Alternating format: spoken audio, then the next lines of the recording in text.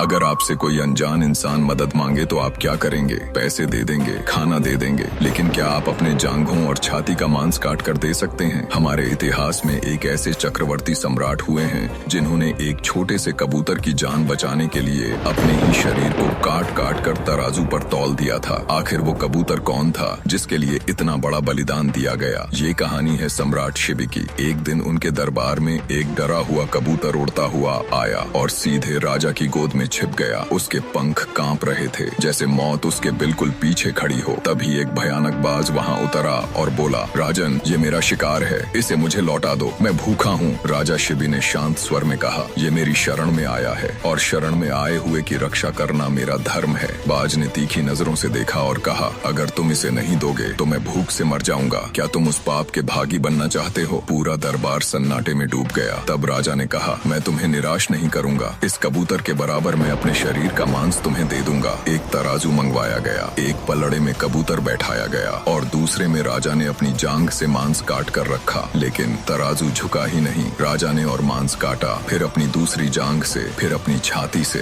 खून बहता रहा, लेकिन कबूतर वाला पलड़ा भारी ही रहा। दरबार के लोग स्तब्ध रह गए। किसी की हिम्मत नहीं हुई राजा को रोकने की। जब शरीर में देने के लिए कुछ भी नहीं बचा, तब राजा शिबी खुद तराजू पर बैठ गए और बोले, हे बाज, अब मुझे खा लो, लेकिन इस निर्दोष की जान बचा लो। जैसे ही राजा ने ये कहा, अचानक बाज और कबूतर गायब हो गए। उनकी जगह साक्षात इंद्रदेव और अग्निदेव प्रकट हुए। उन्होंने कहा, राजन, हम आपकी दया और धर्म की परीक्षा ले रहे थे और आप उसमें सफल हुए। फिर उन्होंने अपनी दिव्य शक्ति से राजा का शरीर पहले जैसा कर दिया और उन्हें अमर यश का आशीर्वाद दिया। सम्राट शिबी का ये बलिदान हमें सिखाता है, सच्चा धर्म वही है जहाँ दूसरों की रक्षा के लिए इंसान खुद को भी न्योछावर कर दे। ऐसे महान बलिदान के लिए एक लाइक तो बनता है।